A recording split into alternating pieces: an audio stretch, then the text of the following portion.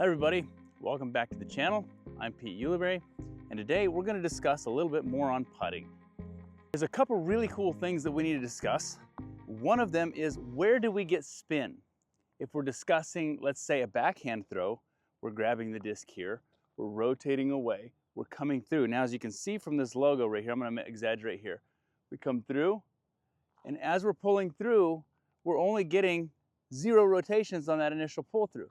But as we get into this position and rotate out, we end up with what amounts to about 180 degrees of rotation on a backhand throw.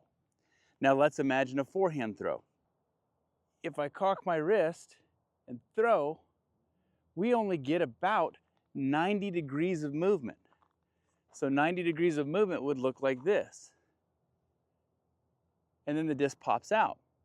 So if you tend to start here, the disc is going to pop out here. It's really hard to get any spin on the disc just by simple leverage. You've got to have a little bit of wrist movement in the forehand throw to make it spin. The question then in our mechanics is where we start the clocking of our disc. I call it the clocking, like where your hand is on the clock of the disc. If you start here and lift up, there's no spin generated. So if you start here and move up, the only way you're going to get spin is to open your wrist up. So this is a normal putting mistake that most new players make, is they try and stay right in line, and then when they get here, they open their wrist and we end up with a yank to the right. There's a general rule that works both for spin putters and for push putters, and it's that we do both spin the disc in about 90 degrees of rotation. That's our moment of time that we get to add spin to the disc. So whether we're coming across in a motion like this, or whether we're lifting a disc up and using our fingers to pop the disc, we're generating about 90 degrees of rotation. The most important thing you can do in disc golf is have good grip. Whether you're throwing a drive, an upshot, or on the green putting, your grip needs to be secure and it needs to have control. If we lose our grip, we lose our connection to the game and we lose our connection towards making the target. I'll give you a couple pointers on how grip works.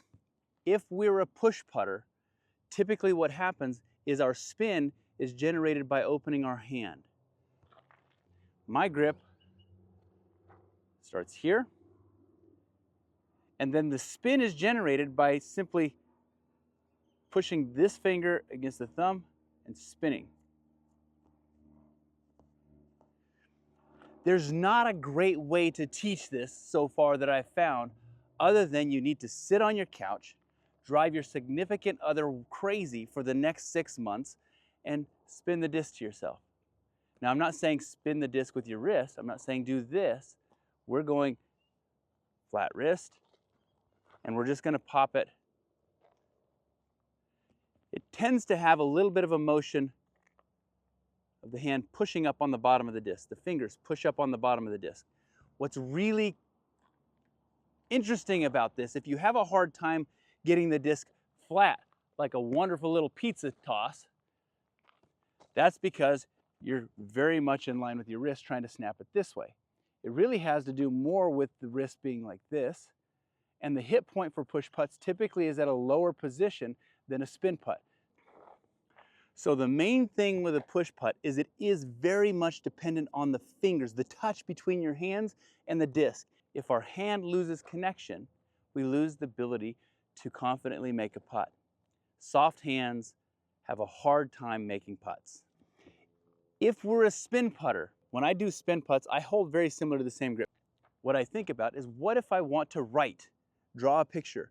The fingers that I will dominate with are these 3.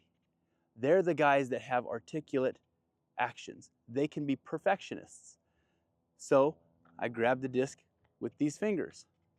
Some guys like to putt with their finger here. If that works for you, wonderful. As long as you have connection to your disc. I like to have it on my first knuckle.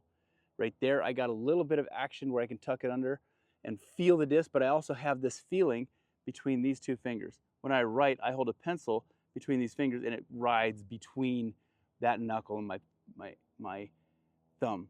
Maybe it's not the perfect way to hold a pencil. It's the way I hold it. So I hold there first. This finger comes in, and these fingers lay on the plate. So for me, when I throw a spin putt, I just make sure that I'm not trying to snap my wrist. So the takeaway, whether I take to my hip, whether I take to my center, my hand is at opposition to the target, and when I come forward, the action of rotating forward generates spin.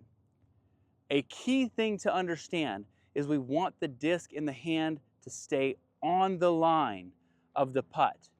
We don't want the elbow. If our elbow is out, our shoulder is abducted. When we rotate out, we don't want this coming out. This is another lesson on rounding. Do you round when you putt?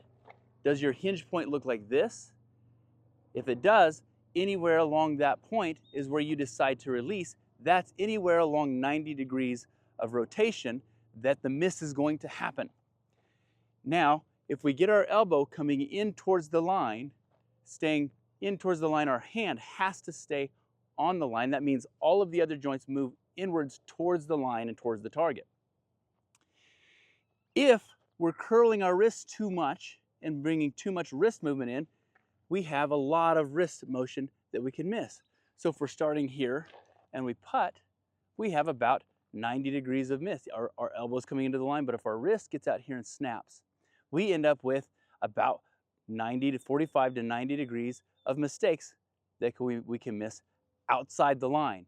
So if we start with our hand close to the target and move towards it, we end up with a natural putt. Natural spin gets put on the disc. I tend to like to discuss why gyroscopics matter in our understanding of the disc golf throw. I have a video we did on grip explaining a little bit of how gyroscopics work on the release point and how that can drive the tail of the disc up, in effect driving the nose down.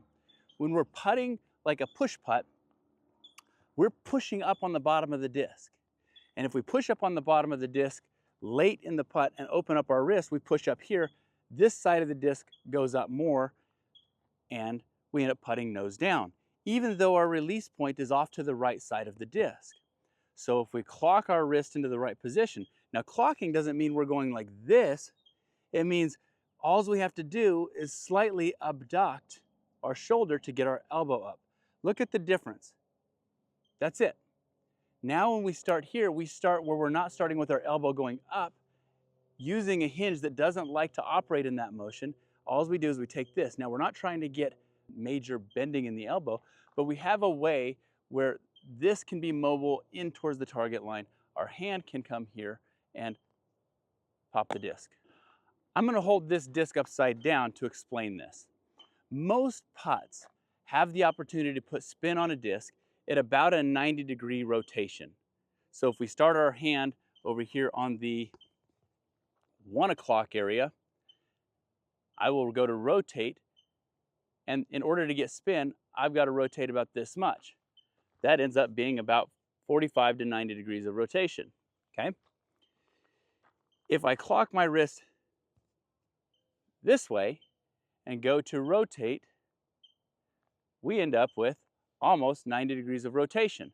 But our 90 degrees of rotation is lining us up directly into our target line. Our release point is right on that line. With a push putt, if we start here, let's go like this. If we start here and pop, our pop point is over here and that drives this side down. So by starting with our hand open, we now have to reach out to this direction with our fingers to pop. So what if we clock over?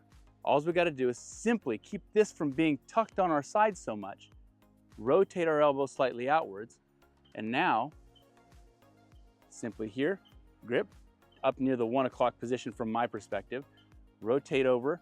It's rotate, not drop the wrist, because I don't want to have my wrist highly active in this motion. We go here. Now when I come up to pop, pop, my hand opens up to the target. Right here, start this way, pop, and look, 90 degrees. So the rule works the same.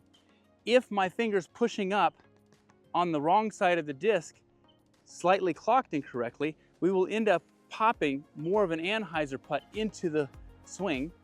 And if we get it clocked in the right position, we can actually control it flatter to hyzer. I think that's gonna do it for today. Like and subscribe below. Let me know what you think in the comments. If this has helped you in any way, I hope it does. And we'll see you guys in the next video. Take care.